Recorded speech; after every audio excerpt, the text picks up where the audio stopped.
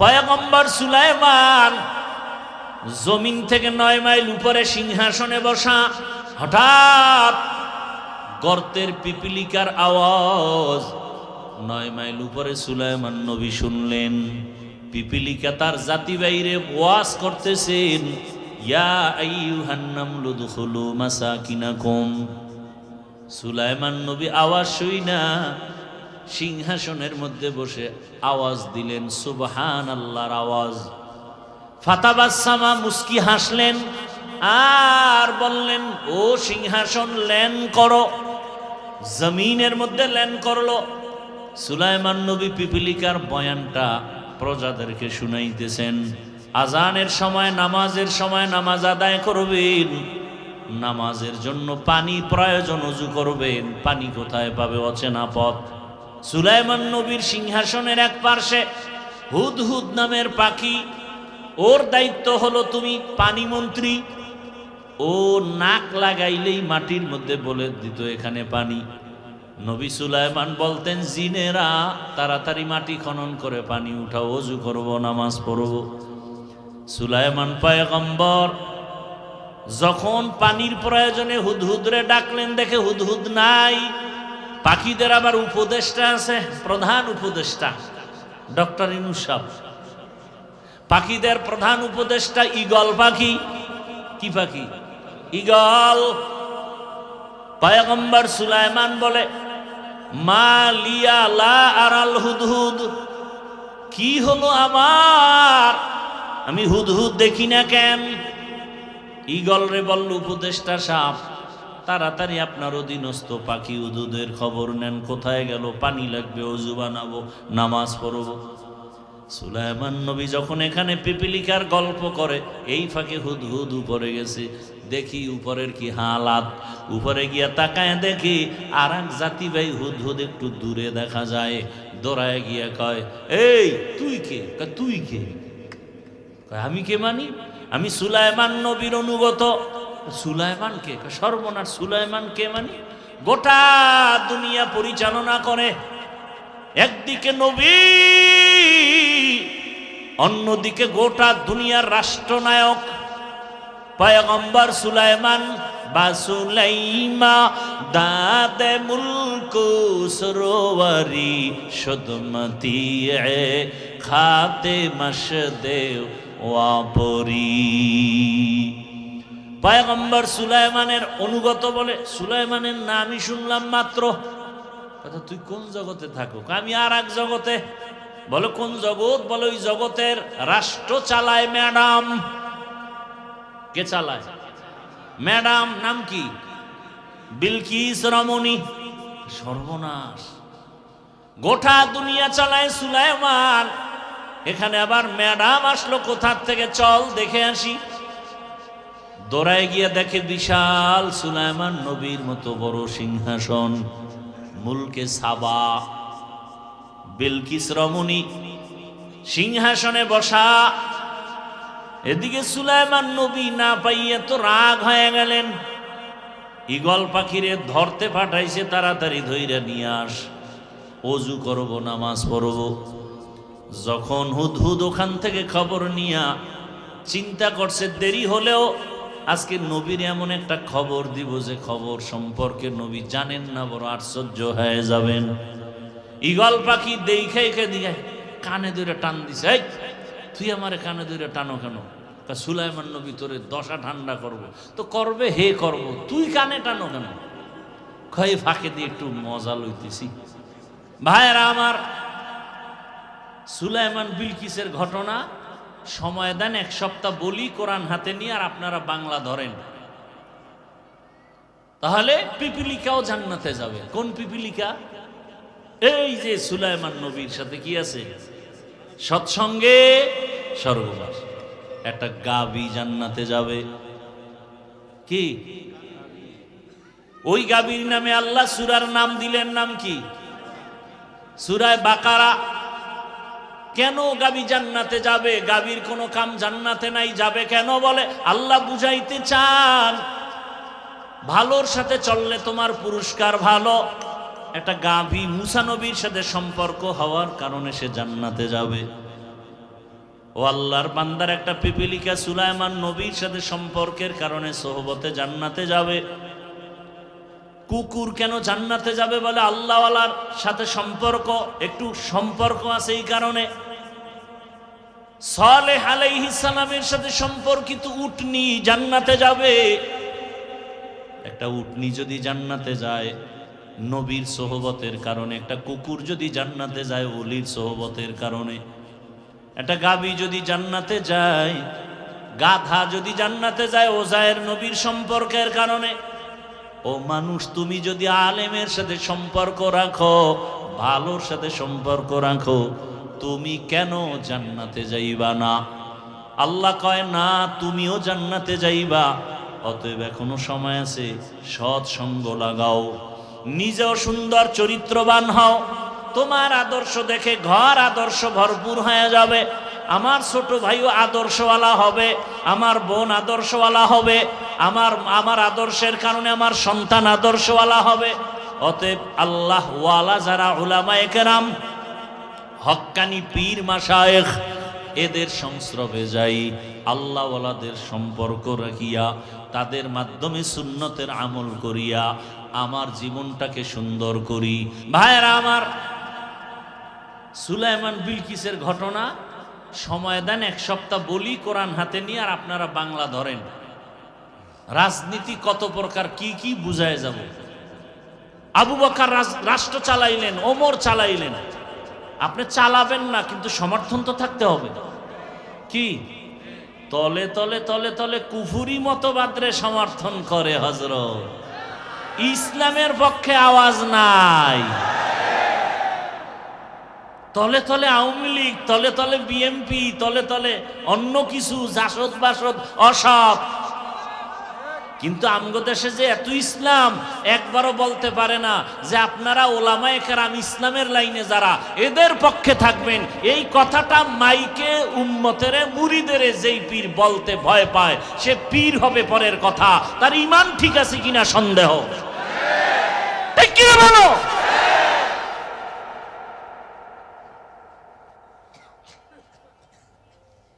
আল্লাহ হেদায়েত দান করুন। আমাদের দেশে বহু পিশাব আছে, তাদের মুরিদান আছে না? এই কথাটা বললে কি গুনাহ হবে?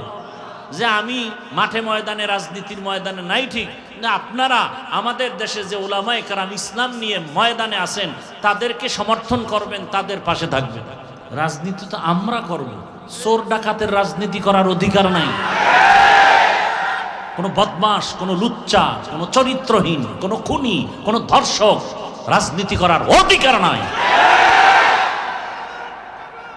রাজনীতি তারা করবে, রাজনীতি মানে নীতির রাজা, পবিত্র যারা তারা করবে। অপবিত্র লোক রাজনীতি করতে পারে না। ওরা করবে দুর্নীতি, ওরা করবে পেটনীতি, আর আমরা আল্লাহর কোরআন দিয়ে করব পবিত্র রাজনীতি। আর কোরআনে যদি রাজনীতি না থাকে, করব না। আমরা কোরআন মানি, ইসলাম মানি, ইসলামে যা আছে তাই মানি, ইসলামে যা নাই তা মানি না। ইসলামে রাজনীতি আছে না নেই? আল্লাহর কোরআনে রাষ্ট্রনীতির কথা আছে না নেই? অপবিত্র না পবিত্র? তাহলে আল্লাহর কোরআন আপনারা বেশি মানেন না আমরা আলেম ওলামারা? অতএব ওলামায়ে কেরামকেই রাজনীতির ময়দানে সর্বোচ্চ ভূমিকা রাখতে হবে, না হয় চোর ডাকাতকে কন্ট্রোলে নেওয়া যাবে না। আল্লাহ হেদায়েত দান করুন। আপনি জানেন লোকটা চোর, তার কাছে আপনি মাল আমানত রাখেন কিভাবে? আপনি জানেন লোকটা ধর্ষক, ধর্ষণ করে, চরিত্রহীন, তার কাছে আপনি আপনার মেয়েকে, স্ত্রীকে আমানত রাখেন কিভাবে? আপনি জানেন এই লোকটার হাতে ছুরি আছে, অস্ত্র আছে, আপনাকে খুন করবে, খুনি, চিহ্নিত খুনি, তার কাছে আপনি সম্পদ আমানত রাখেন কিভাবে? বোঝা গেল আপনিও ওই পথের পথিক। আল্লাহ হেদায়েত দান করুন।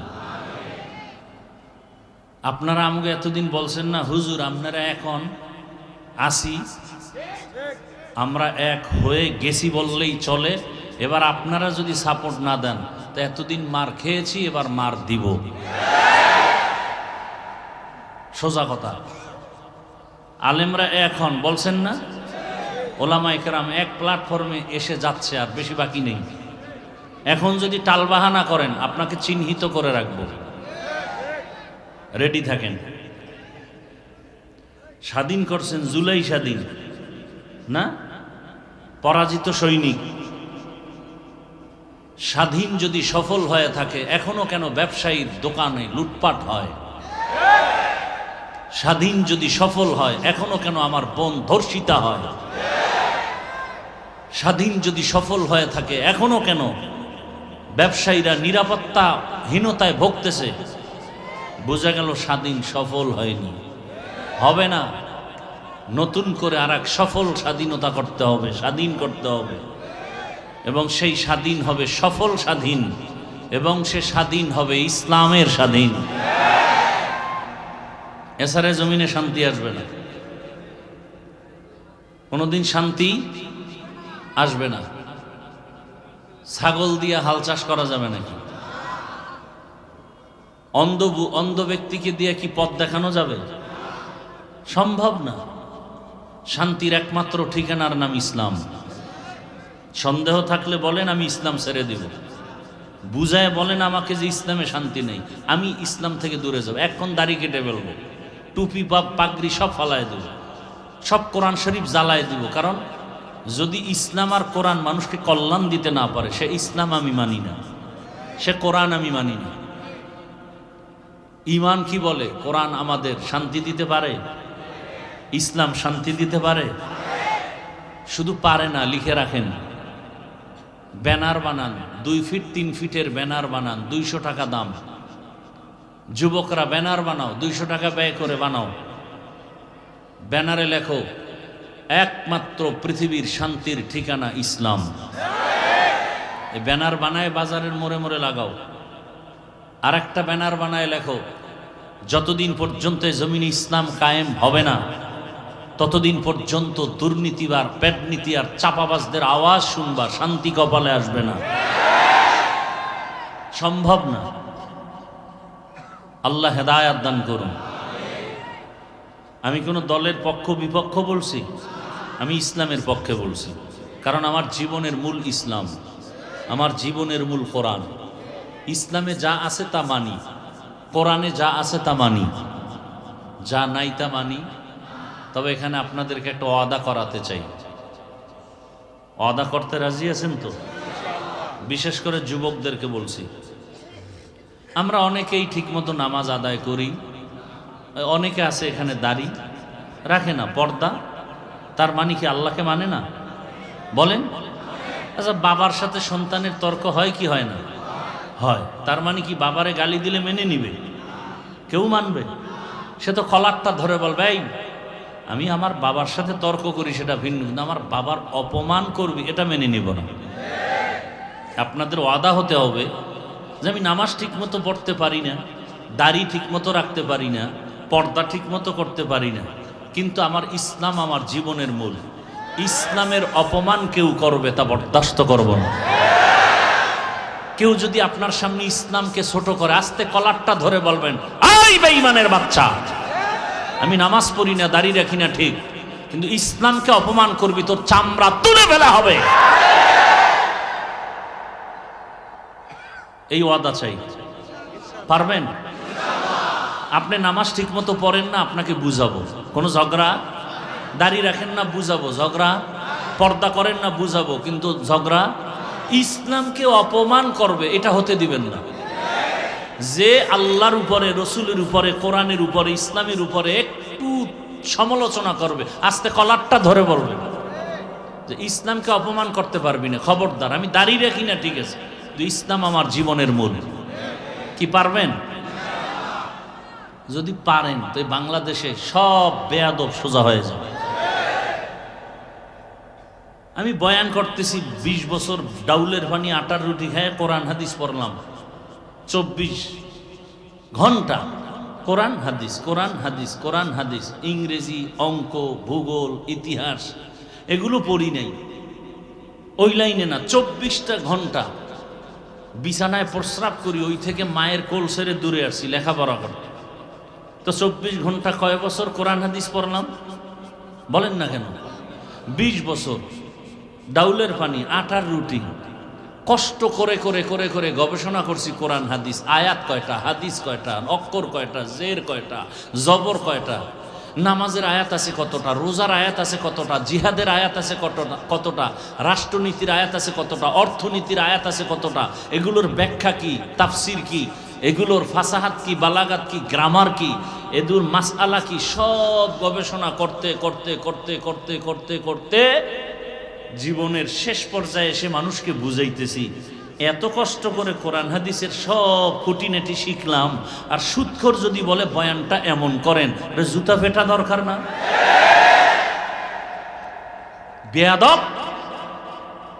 আপনারা তো এই শক্তিটা দেখান নাই। যখন আলেমকে বাধা দিছে বয়ানে, সব দাঁড়ায় যেতেন যে তোর বিচার না হওয়া পর্যন্ত এই প্যান্ডেল ছাড়তে পারবি না। আমি আলেমের, সে দুশ্মন হোক যা হোক, কিন্তু আলেম, তাদের মাধ্যমে আমরা আল্লাহ চিনছি। ওলামায়ে কেরামে, আলেমদের মাধ্যমে আমরা কালেমা শিখছি, আলেমদের মাধ্যমে আমরা রোজা শিখছি, আমরা নামাজ শিখছি। অতএব আমি আলেমের পক্ষে বিপক্ষে বুঝি না, কিন্তু আলেমকে সমাজে অপমান করতে দেওয়া হবে না।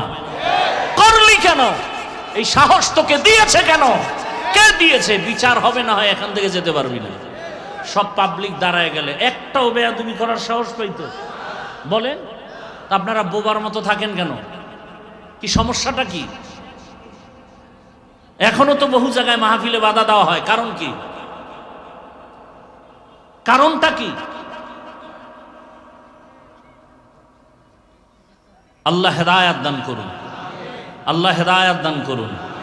রাগ করতেছেন? আমার কোরআন, আমার ইসলাম আসল, এর সাথে যারা তাল মিলিয়ে চলবে তারাও আমার আপন।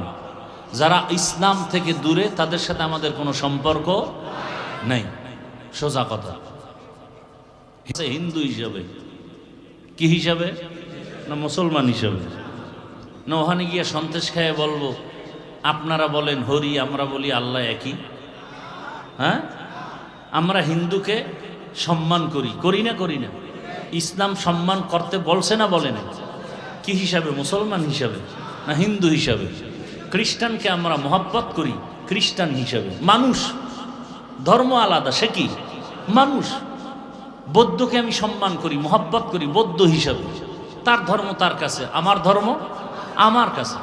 কিন্তু হিন্দু যদি ইসলামের সাইনবোর্ড লাগায়া কিছু উল্টাপাল্টা করে, তখন আর বরদাস্ত করা যাবে না। যারা আমার রসুলকে রসুল, শেষ নবী মানে না, তারা শেষ নবী না মানা হিসাবেই থাকবে, কিন্তু বলবে আমরা ইসলাম মানি আর বলবে নবী মানি না। এই সূরাতে কাদিয়ানীদেরকে আমরা বরদাস্ত করতে পারি না। সোজা কথা। তোমাদের সাথে দ্বন্দ্ব থাকবে কেন? তোমাদের ইসলাম আমাদের ইসলাম আলাদা হবে কেন? ইসলাম তো একটাই, মদিনার ইসলাম। কথা ঠিক না? আল্লাহ বুঝার তৌফিক দান করেন। রাগ করতেছেন আপনারা? খুব সাবধান। আপনি ইসলাম মানেন আর না মানেন, তবে কথা লিখে রাখেন, ইসলাম ছাড়া এই জমিনে শান্তি আসবে না, এটা লিখে রাখেন। অতএব আমগোর কাছে দোয়া চাই লাভ নেই, বিয়া না কইরা সন্তান চাইলে লাভ আছে। হ্যাঁ, পাগলামি যত। আগে বিয়া করবেন, এরপর না সন্তানের চিন্তা। বিয়া না কইরা হুজুর দোয়া করেন যেন 3টা সন্তান হয়, কি হাওয়ার থেকে আসবে নাকি? ইসলাম মানেন, এ জমিন বেহেশতের বাগান হয়ে যাবে। অনেক কথা বলে ফেললাম একটু রাজনীতি নিয়ে, না? আল্লাহ আমাদের বুঝার তৌফিক দান করেন। এখন আর কলমের সাইনের দাম নাই, আঙ্গুলের টিপের দাম। টিপটা দেওয়ার আগে 100 বার ইস্তেগফার করবেন যে এই টিপটা কই দিব। এমন কোনো ব্যক্তিকে টিপ দিবেন না যে ওই আপনার টিপের পাওয়ারে আপনার উপরে ছুরি লাগাবে। খবরদার, এমন ব্যক্তিকে টিপ দিবেন না যে আপনার টিপের পাওয়ার ভাইয়া আপনার মেয়েকে ধর্ষণ করবে, আপনার দোকানে এসে ডাকাতি করবে। টিপটা এমন ভাবে দিবেন যার দ্বারা দেশের লাভ হয়, আপনার লাভ হয়, ইসলামের লাভ। খুব সাবধান। লঙ্গির মধ্যে গোবর লাগছে, গোবর চিনেননি? গোবর এখন কি পাক না না পাক? কথা বলেন না কেন? এখন পাক করতে হইলে কি লাগবে? তো একজনে অচেনা পথে লঙ্গির গোবর ধোয়ার জন্য পানি খুঁজতে খুঁজতে আধা ঘন্টা, ঘাম পানি নেই, চুপচাপ বসে রয়েছে, কি করি? তো একজনে আইসা বলে, ভাই এত পেরেশান কেন?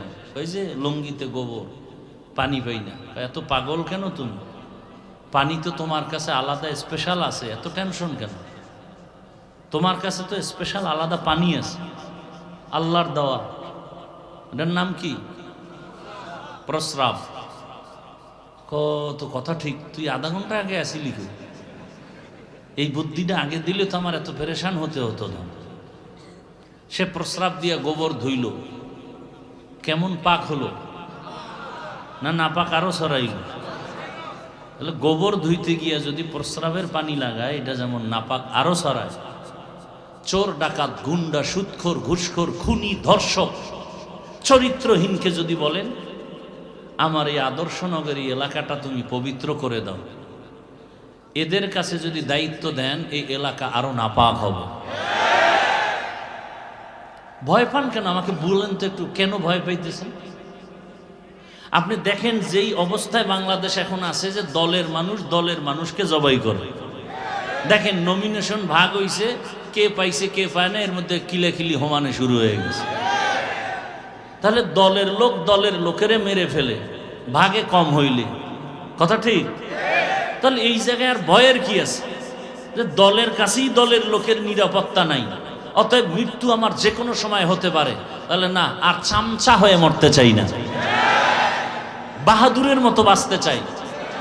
আমরা বাঁচলেও গাজী, মরলে কি শহীদ। ইসলাম নিয়ে আমি বাঁচবো, ইসলাম নিয়ে মরে যাব। ভয় কিসের বলেন তো আমাকে?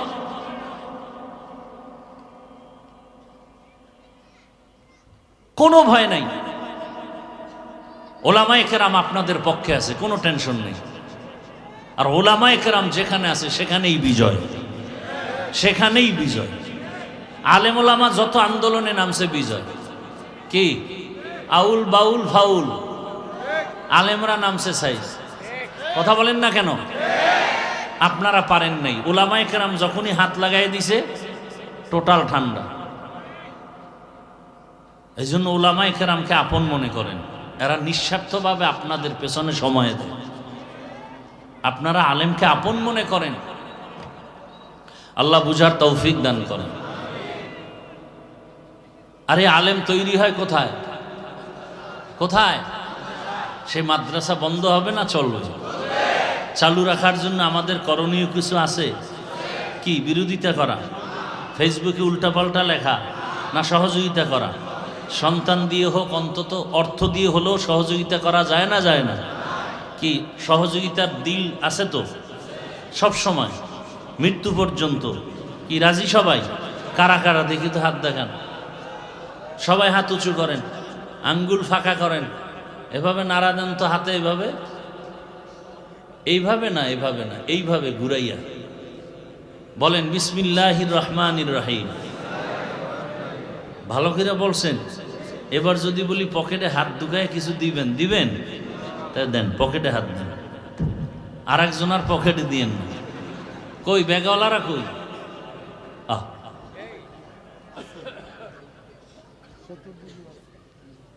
নামো, ব্যাগওয়ালারা নামে না কেন? কেউ যেন খালি না ফিরে, কম বেশি যা পারি দেই। সবাই দেওয়ার চেষ্টা করি। আল্লাহ সবার দান কবুল করেন। দানের বরকতে হায়াতে, ইজ্জতে, রিজিকে বরকত দান করেন।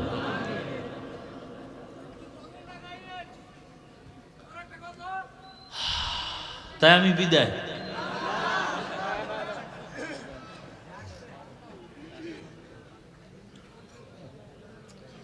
লোক কই আমি বুঝতেছি না কিছু। এনে 2-4 জন, এই দ্রুত হাঁটেন, ব্যাগওয়ালারা দ্রুত হাঁটেন।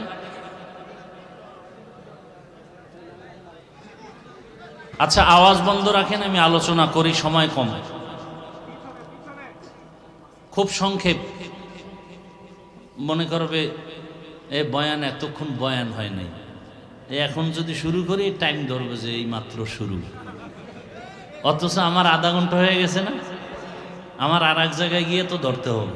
সেই মানুষের হক তো নষ্ট করা যাবে না।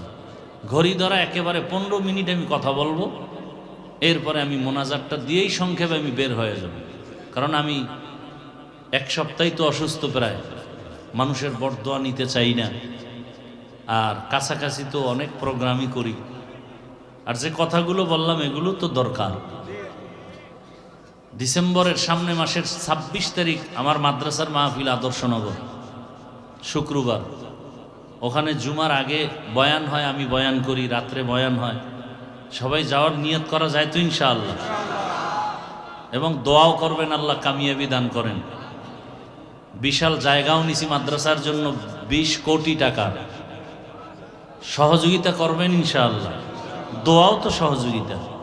কেউ যদি মনে করেন যে আমরা আর্থিক সহযোগিতাও করব, আসবেন। প্রতি মাসের দ্বিতীয় শুক্রবার ওখানে ইজতেমা হয়, যেমন 12ই ডিসেম্বর শুক্রবার ইজতেমা। সারা রাত আমি ওখানে থাকি, কোনো ওয়াজ করি না বাইরে, ওখানেই থাকি এই মাসের একদিন। ওলামা ইকরাম যান, সারা দেশ থেকে মুহিব্বিনরা আসেন। দাওয়াত আপনাদের, মোহাব্বতের সাথে বলছি যাবেন, এবং সহযোগিতাও করবেন যতটুকু পারেন। মাদ্রাসায় যাবেন, সহযোগিতা করবেন। আর আমার মোহাব্বতের যারা আছেন এখানে মাদ্রাসার আঙ্গিনায়, সবাই আমাকে মোহাব্বত করেন। এই যে আমার ভাই বয়ান করলেন একটু আগে, আছে না জসিমউদ্দিন আল হাবিব দামাত বারাকাতুহুম, এরপরে আমার প্রিয় মানুষ, পুরা নাম কি, নাইম হাসান মাহমুদি, এই যে আমার ডান পাশে বসা, খুব মোহাব্বতের। এরা যায়, ইজতেমায় যায়, সবাই আমাকে মোহাব্বত করে। আমি যেহেতু করি, আমি আশাবাদী সবাই আমাকে করে। আমি যেহেতু কাউকে হিংসার নজরে দেখি না, আশা করি আমাকেও কেউ হিংসার নজরে দেখবেন না। অতএব আপনারা সহযোগিতা করবেন। অন্তত আপনার একটা অংশ যেন আমার মাদ্রাসার জায়গায় অংশ হিসেবে থাকে, আমি চাই মহব্বতের সাথে। 1000 টাকা দিয়ে হলেও শরিক থাকবেন, 500 টাকা দিয়ে হলেও শরিক থাকবেন। 12ই ডিসেম্বর ইজতেমা আর 26শে ডিসেম্বর মাহফিল, সকলের দাওয়াত থাকলো। আল্লাহ সবাইকে কবুল করুন। ব্যাগগুলো স্টেজের এক পার্শ্বে নিয়ে আসেন, সামনের দিক থেকে আসবেন না। আমি আয়াত ও হাদিসের তরজমাটা বলি। ইয়া আইয়ুহাল্লাযীনা আমানুত্তাকুল্লাহা ওয়া কুনু মা'আস সাদিকিন। হে দুনিয়ার মুমিন, তোমরা আমি আল্লাহকে ভয় করো, তাকওয়া অর্জন করো।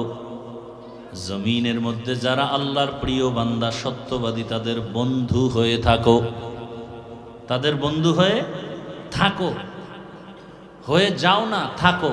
কতক্ষণ? বলে তোমার কলবের গুনাহ পরিষ্কার হবে না যতক্ষণ।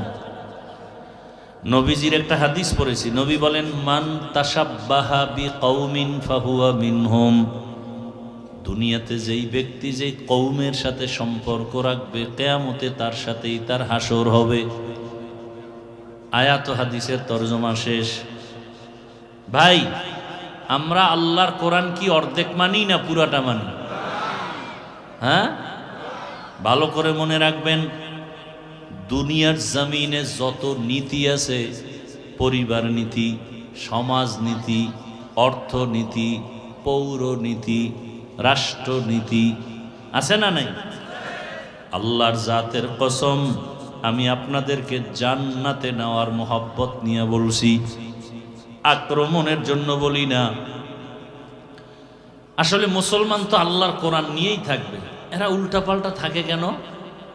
বলে এদেরকে যারা ইসলাম বিদ্বেষী, এরা টাকা দিয়ে লোভে ফেলাইয়া দিছে। চিন্তা করে, হুজুরের পিছে ঘুরলে তো টাকা পাবো না। দুনিয়ার বেহুদি খ্রিস্টানদের লাইনে চলতে গেলে টাকা পাবো, বাড়ি পাবো, গাড়ি পাবো, সম্মানের অভাব নাই। এই কারণে এরা ইসলাম মানি বলিয়াও ঠিক মতো মানে না। আর ইসলাম এমন একটা ধর্মের নাম যে ইসলামের নীতি হলো শ্রেষ্ঠ নীতি। দুনিয়াতে যত পরিবার নীতি আছে, ইসলামের পরিবার নীতি শ্রেষ্ঠ। দুনিয়াওয়ালারা সমাজনীতি প্রণয়ন করেছে, আল্লাহর কসম ইসলামের সমাজনীতি শ্রেষ্ঠ সমাজনীতি এবং কল্যাণমুখী। জমিনের মধ্যে অর্থনীতি আছে, কিন্তু ইসলামের অর্থনীতি হলো শ্রেষ্ঠ অর্থনীতি। আল্লাহর কসম, এগুলি আলোচনা নাই আমাদের মাঝে, যে কারণে আমরা বুঝি না। ইসলামের অর্থনীতির মতো পিওর অর্থনীতি জমিনে নাই। দুনিয়ার মধ্যে যত মানুষের বানানো অর্থনীতি, এগুলোর মধ্যে ঢুকতে গেলে লাশটা পর্যন্ত কবরে রাখা কঠিন। অর্থনীতির একটা হলো লোনে টাকা নেয়নি, এটা দুনিয়ার লাইনের অর্থনীতি। নিয়ের পরে কিস্তিতে কিস্তিতে আদায় করে, শেষ পর্যন্ত দেখা যায় কিস্তি আদায় করতে পারে না। ওই এনজিওর লোকেরা শেষ পর্যন্ত মরার খবর পাইয়া লাশটা কবরে নিতে দেয় না, বলে কিস্তি বাকি আছে 13টা। ঠিক নি? আর ইসলামের অর্থনীতি কি বলে? কোনো সুদ নাই, তুমি আমার থেকে ধার নাও 5,000 টাকা, 1 সপ্তাহের জন্য, বলে হ্যাঁ, বলে 1 সপ্তাহের মধ্যে আবার তুমি দিয়া দাও। যদি আপনি না পারেন,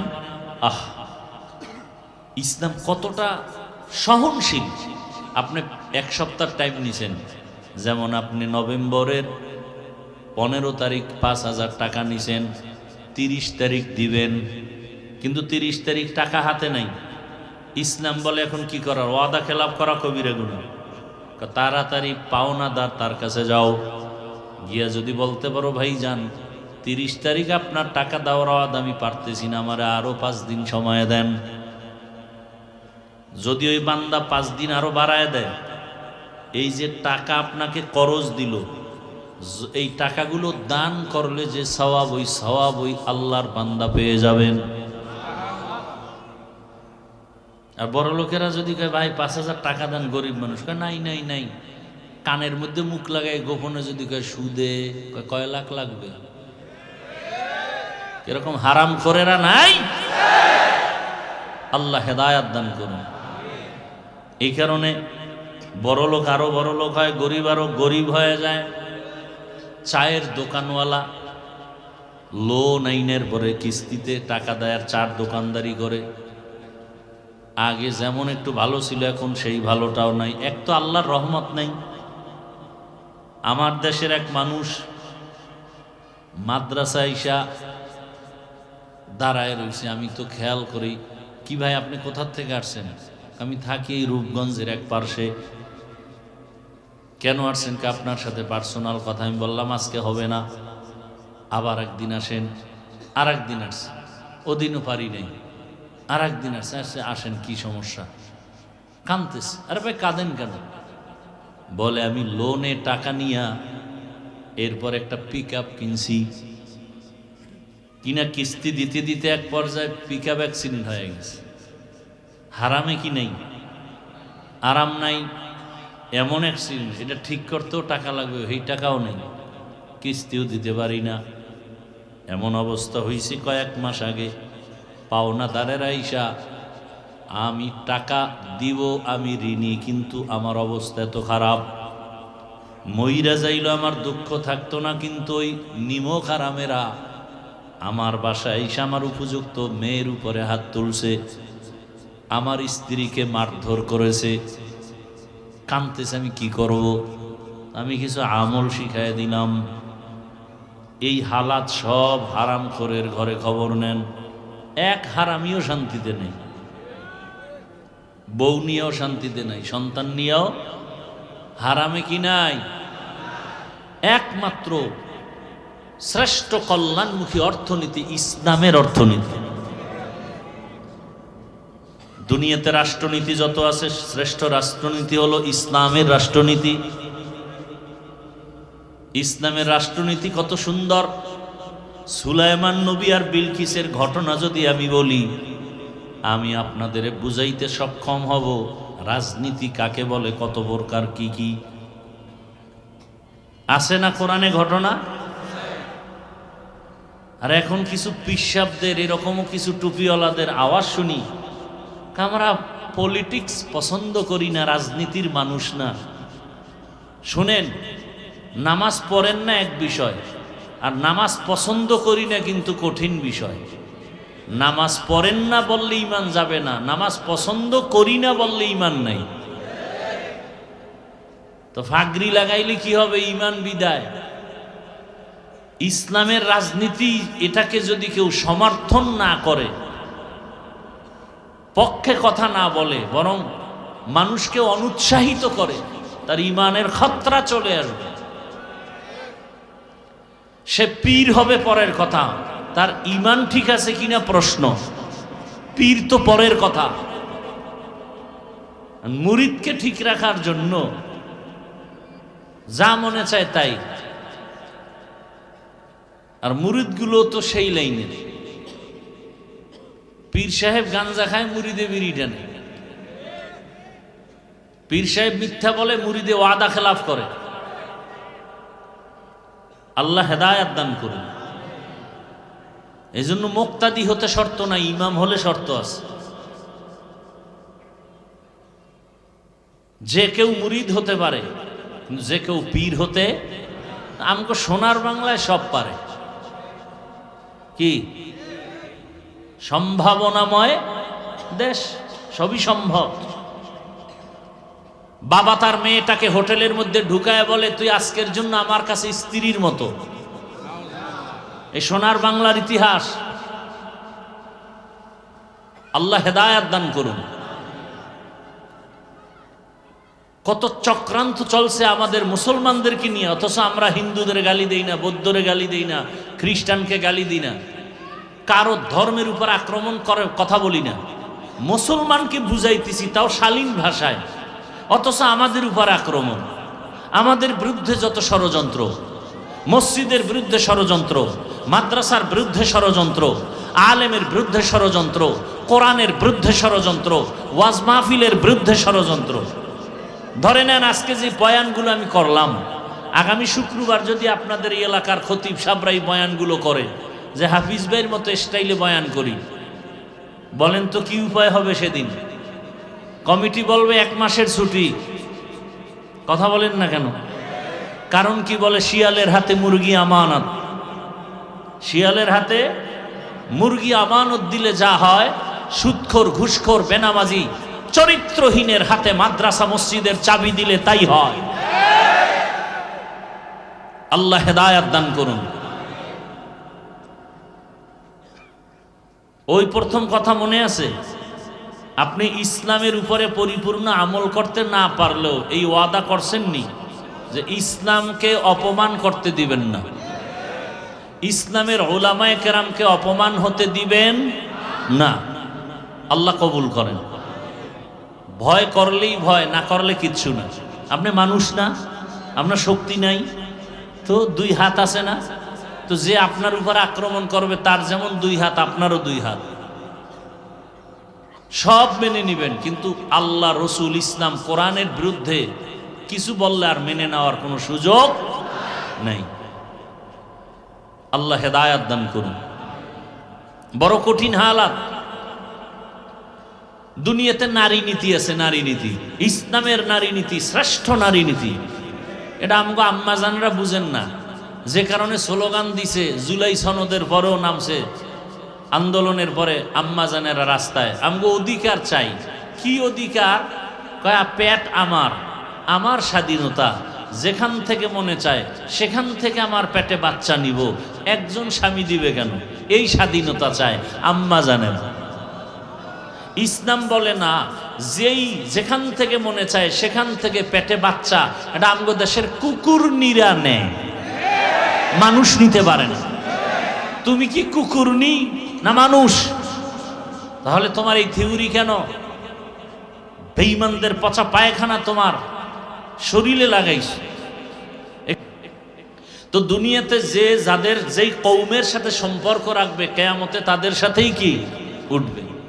আপনি যদি আব্রাহাম লিঙ্কনের আদর্শের সাথে সম্পর্ক রাখেন, তাহলে কিয়ামতের দিন আব্রাহাম লিঙ্কনের কাতারেই উঠতে হবে। আপনি যদি মাও সেতুনের আদর্শকে দিল থেকে ভালোবেসে ওই কাতারে চলেন, কিয়ামতের দিন মাও সেতুনের কাতারেই থাকতে হবে। কি সহজ কথা। আপনি যদি জিয়াউর রহমান, শেখ মুজিবুর রহমান, এরশাদ সাহেবের আদর্শের উপরে দিল খুলে চলেন, তাদের সাথেই কিয়ামতে হাসর হবে। আর আপনি যদি আল্লাহর রসুল এবং ইসলামের সাথে জীবনের মহাব্বত নিয়ে চলেন, কিয়ামতের দিন এর মূল গোড়ায় যিনি আছেন রহমতের নবী, তার কাতারেই আপনি শামিল হয়ে যান। কথা ঠিক না? সৎসঙ্গে স্বর্গবাস, সোহবতে সালেহ তোরা সালেহ কুনাদ, সোহবতে তলে তোরা তলে কুনাদ। সৎসঙ্গে স্বর্গবাস, অসৎসঙ্গে সর্বনাশ। এই যে আমার ভালো সন্তান খারাপ হয় কেন? বলে খারাপ পরিবেশে যাওয়ার কারণে। আপনারা বাসে চলেন, দেখেন বাসে অনেক বাসে লেখা আছে ধূমপান নিষেধ, আছে না নাই? এরপরও কেউ করেনি। হেল্পারও করে, ড্রাইভারও করে, কন্ট্রাক্টরও করে। আমি বাধা দিলে ধোঁয়াটা আমার দিকে মারে আর বলে আমার বাবার টাকা দিয়া বিড়িটা নি, তোর বাবার কি? মসজিদে লেখা আছে ধূমপান নিষেধ, কে আছে নাকি? কেউ করে? বরং কোনো বিড়ি করেরাও যদি যায় মসজিদের দেখলেই বিড়িটা ভালায় দিয়া পায়ের তলে নেয়, মুখটারে ভালো করে মুছে, পারে না আবার আতর লাগায়, ঠিক নি? পকেটে হাত দিয়ে টুপি তালাশ করে। মসজিদে লেখা নাই ধূমপান নিষেধ, এরপরও কেউ করে না। বাসে লেখা আছে নিষেধ, এরপরও কেন করে? বলে পরিবেশের বড় অভাব, পরিবেশের বড় অভাব। বাসের পরিবেশটাই নোংরা, এ কারণে ওখানে লেডিস জন্ডি সব সমানে, গান চলে, কত আজে বাজে পরিবেশ। আর মসজিদের পরিবেশটা এতই সুন্দর যে এখানে আসা মাত্র মোবাইলটার রিংটোন বন্ধ করে দেয়। কারো রিংটোন বেজে উঠলে তার দিকে বাঁকা নজরে তাকায়, চালাইতে পারো না, নিয়ে আসছো কেন মোবাইল? অথচ হেডটাও কিন্তু ভেজাল মাঝে মাঝে হয়। সুযোগ পাইছে তো গুতো একটা দিল, আছে না নেই? ভাইরা আমার, তাহলে সৎসঙ্গে স্বর্গবাস, অসৎসঙ্গে সর্বনাশ। আল্লাহ বলেন দুনিয়াতে তুমি যদি ভালো হতে চাও ভালোদের সাথে চলো। দুনিয়ার লাইনে ভালো রাজমিস্ত্রি যে হতে চায় সে একজন ভালো অভিজ্ঞ রাজমিস্ত্রির সংস্পর্শে থাকতে হয়। লেখাপড়া করে যারা ভালো ডাক্তার হতে চায় শুধু লেখাপড়ার সার্টিফিকেট নিয়ে তারা কামিয়াব হয় না, একজন অভিজ্ঞ ডাক্তারের শরণাপন্ন হয়, তার কাছে বারবার ট্রেনিং দেয়, প্র্যাকটিক্যাল, এরপরে বড় ডাক্তার হয়। দুনিয়ার লাইনে ভালোর সাথে না গেলে ভালো হওয়া যায় না। ঠিক আখেরাতের লাইনেও যদি তুমি আদর্শ মানুষ হতে চাও, এই জমিনে একমাত্র আদর্শের সৈনিক হলো উলামায়ে কেরাম। আদর্শ হলো রসুলের আদর্শ, রসুলের আদর্শ লালন করেন উলামায়ে কেরাম। অতএব এই সুন্দর আদর্শের সাথে তোমরাও চলো। আলেমদের সম্পর্ক নিয়ে যখন চলবা তোমার জীবনটাও সুন্দর হয়ে যাবে। ওরে ভাই, আপনারা যারা খানা খান আমরাও তো খানা খাই, আপনারাও ঘুমান আমরাও ঘুমাই। আখেরাতের লাইনে নবীর আদর্শ মানতে গিয়া টুপি পরলাম, নামাজ পড়ি, পর্দা করি, হালাল খাই, নামাজ পড়ি, এরপরও বাবা আপনার চোখের সামনে তাকায় দেখেন নবীর আদর্শ মানার কারণে আমগো সম্মান কিছুটা কমে গেছে। হ্যাঁ, মহামারী করোনার দিকে তাকায় দেখেন স্কুল, কলেজ, ভার্সিটি, চাকরি, ব্যবসা, ফ্যাক্টরি, গাড়ি, দোকানপাট সব বন্ধ। আল্লাহর কোরআনের একটা মাদ্রাসাও সে করোনার সময় বন্ধ ছিল না। কি ভুলে গেছেন? করোনার সময় মাস্ক লাগায় আছে সন্তানেরা, বাবার করোনা কাছে যায় না, ভয় মরে যাবে।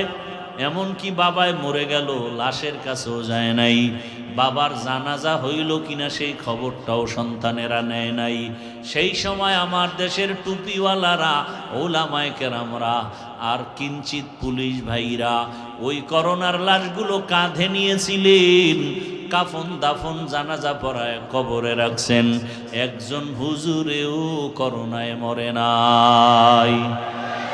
আপনাদের চোখের সামনে এত বিপদ, এত বিপদ, এত বিপদ। ব্যবসা কয়, ব্যবসায়ী কান্দে, বিপদ। চাকরিজীবীও কান্না করে, মনের মতো চলতে পারি না, ঘরের মধ্যে কান্নার আওয়াজ।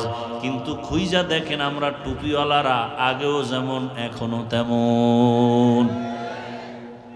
যদিও আপনাদের মতো টাকা পয়সা বাড়ি গাড়ি নেই, আর ওই 10 তলা বাড়ি আমার লাগবে না, যেই বাড়িটা থুইয়া আবার ভয়ে জঙ্গলে দৌড়াইতে, ওই বাড়ির কোনো দাম আছে? কোনো দাম নেই। ওই টাকা ব্যাংকে রেখে লাভ নাই, যেই টাকা উঠানোর কোনো চেক বই পাবো না, ওই টাকার কোনো মূল্য নাই। কারণ এই টাকা সব কালো টাকা, রাতারাতি টেবিলের তলে ভাইছে, মুক্তার দানা।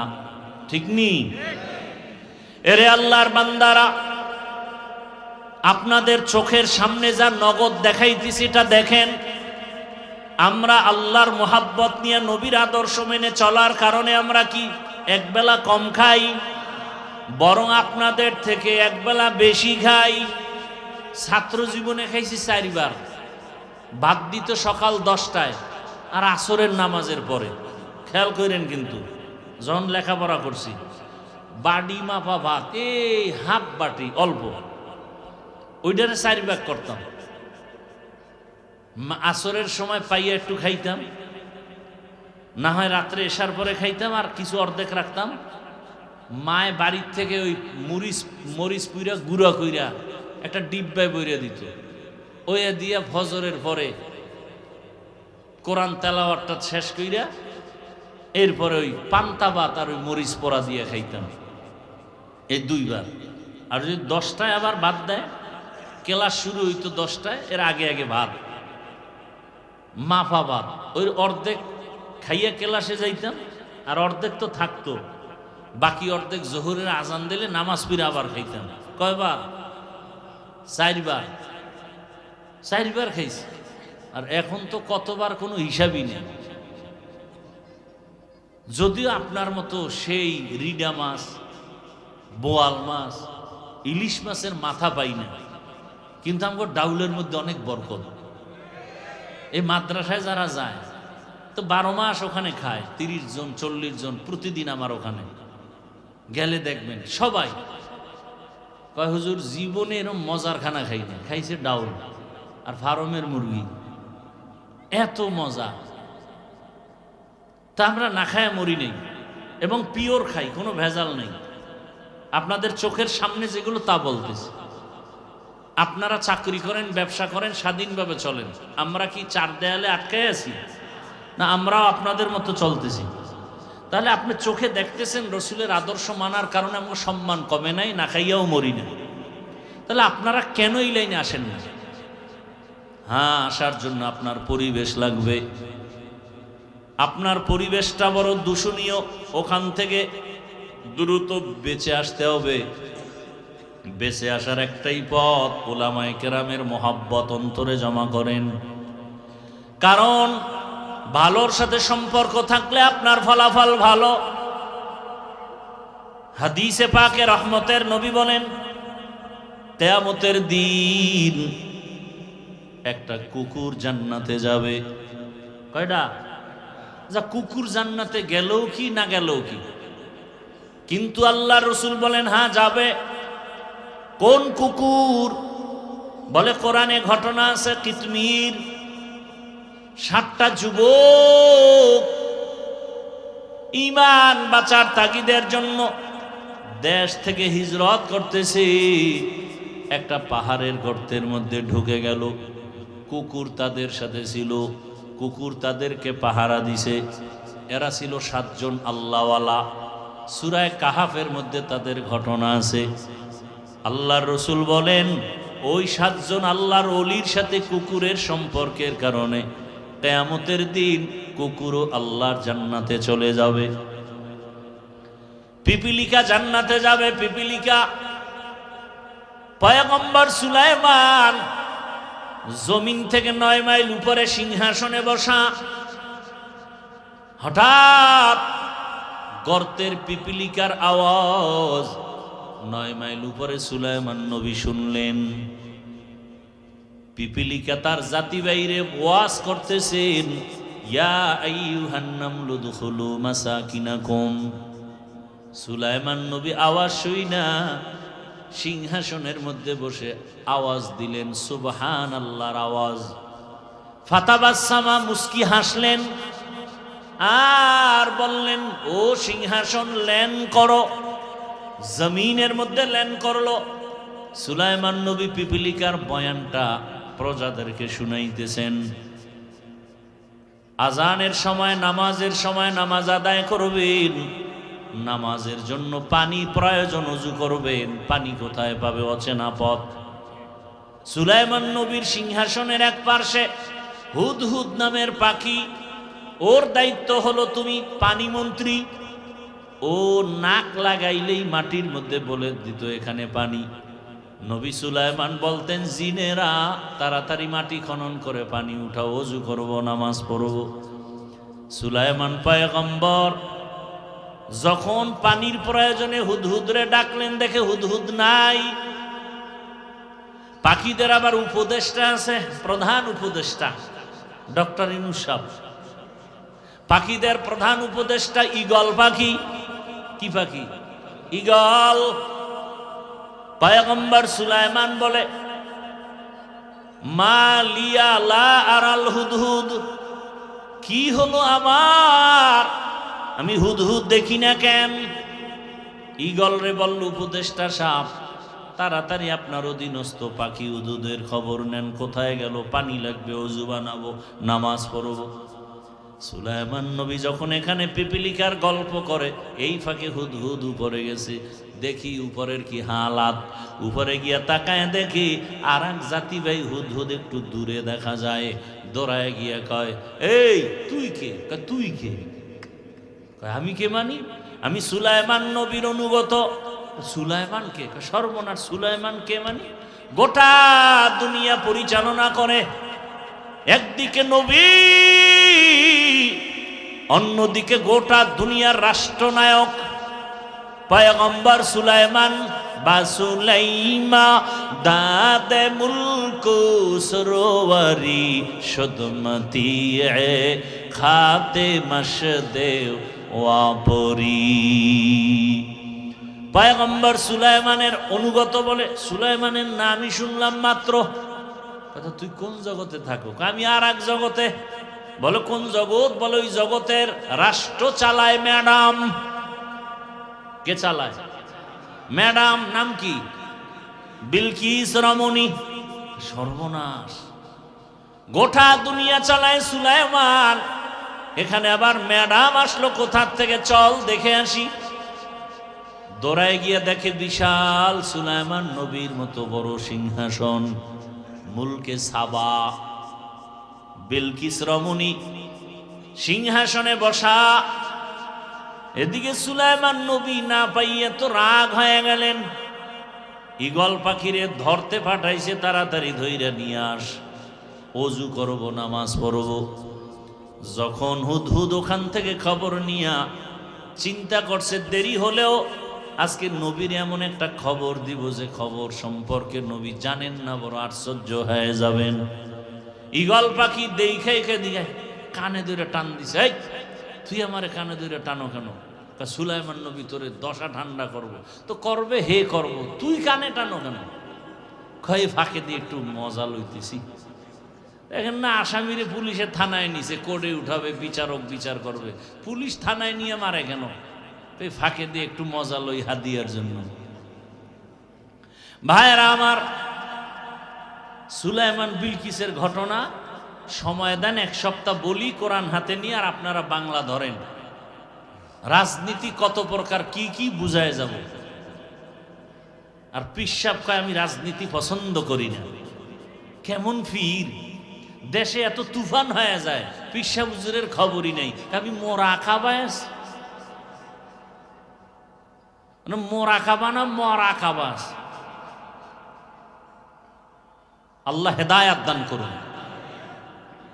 কালেমাতু হক্কিন ইনদা সুলতানিন জায়ের, জালেমের সামনে দাঁড়িয়ে হক কথা বলা, এটা চূড়ান্ত এক জিহাদের মূল্য, সমান সওয়াব। এত জুলুম চলতেছে, একজন পীর মানি হাজারো মুরিদের অভিভাবক, তারা যদি একটু জবান খুলতেন, গোটা দেশ সোজা হয়ে যেত। খালি চরমনের পিসাব বলবে কে? বাংলাদেশ হলে হেই একা পীর, আর পীর নেই। হ্যাঁ, সাবজেক্ট 10টা, পরীক্ষার সাবজেক্ট কয়টা? যুবক বলো কয়টা? 9টা সাবজেক্টে নাম্বার তোমার 100, এক সাবজেক্টের নাম্বার তোমার 32। তুমি কত এ প্লাস পাইলা? সহজ কথা বলো, ফেল না পাস? ফেল। কোন সাবজেক্টে 100 নাই, প্রত্যেকটা সাবজেক্টে 33। বলেন, ইসলামের যত সাবজেক্ট আছে, দাওয়াত, তালিম, তাসকিয়া, জিহাদ, যারা দাওয়াত ও তাবলীগের লাইনে 100 নাম্বার পাইছে, জিহাদের ময়দানে 32, ফেল। কথা বলেন না কেন? আর একদল জিহাদের লাইনে 100 নাম্বার, দাওয়াতের লাইনে 32, ফেল। আর 100 নাম্বার লাগবে না, দাওয়াতের লাইনেও 33, জিহাদের লাইনেও 33, তাসকিয়ার লাইনে 33, বয়ানের লাইনে 33, সে সফল মুমিন। আচ্ছা ঠিক আছে, আমি অনেক কিছু করতে পারি না, কিন্তু এই কথা তো বলার অধিকার নাই যে আমি এটা পছন্দ করি না, আমি রাজনীতি পছন্দ করি না। রসুল পছন্দ করলেন আর আপনি পছন্দ করেন না, আপনার ঈমান কি রসুলের থেকে দামি? হ্যাঁ, আবু বকর রাষ্ট্র চালাইলেন, ওমর চালাইলেন, আপনি চালাবেন না, কিন্তু সমর্থন তো থাকতে হবে। কি তলে তলে তলে তলে কুফুরি মতবাদরে সমর্থন করে হযরত, ইসলামের পক্ষে আওয়াজ নাই। তলে তলে আওয়ামী লীগ, তলে তলে বিএনপি, তলে তলে অন্য কিছু জাসদ বাসদ অসৎ। কিন্তু আমগো দেশে যে এত ইসলাম, একবারও বলতে পারে না যে আপনারা ওলামায়ে কেরাম ইসলামের লাইনে যারা, এদের পক্ষে থাকবেন। এই কথাটা মাইকে উম্মতেরে মুরিদেরে যেই পীর বলতে ভয় পায়, সে পীর হবে পরের কথা, তার ঈমান ঠিক আছে কিনা সন্দেহ। ঠিক কি বলো?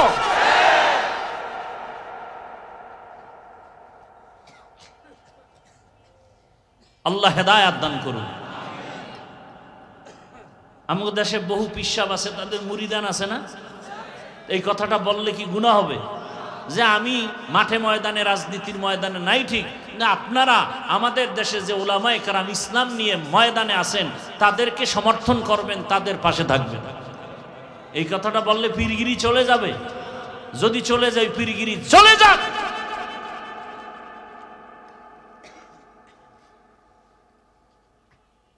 বরং এটা তো বলে না, উল্টা বলে আমি পছন্দ করি না। আপনি আওয়ামী লীগ পছন্দ করেন, আপনি বিএনপি পছন্দ করেন, তলে তলে কি পছন্দ করেন সেটা তো বলবেন। চরমনায়ের মরহুম হুজুর ফজলুল করিম রহমতুল্লাহ আলাইহি হুজুরে বলতেন যে জোরে জোরে জিকির জায়েজ নাই, একদল ফতুয়া দেয়। তো দিয়া তুমি আস্তে করো নি? কয় না। তা জোরে জিকির জায়েজ নাই, তো আস্তে করো। আস্তেও করে না, মানিও জিকিরের বিরুদ্ধে। একজনে গিয়া কয় হুজুর পানি না থাকলে অজু করবো কেমনে? কয় তায়াম্মুম করবি। কয় কি দিয়া? কয় মাটি দিয়া। কয় হুজুর মাটি যদি না পাই? হুজুর কয় তুই হ্যাঁ মরতে যাবি কে? চিন্তা করেন, যেখানে মাটি নাই তুই হ্যাঁ যাবি কে? নোয়াখালী বরিশাল লইলে যাওয়া। আল্লাহ হেদায়েত দান করে। আমার কথাগুলো বুঝতেছেন? আল্লাহ সবাইকে হেদায়েত দান করুন। আমাদের মুরব্বী উলামায়ে কেরাম, পীর মাশায়েখ, সবাইকে আমরা শ্রদ্ধা করি, সবাইকে এক প্ল্যাটফর্মে ময়দানে আসার তৌফিক দান করেন।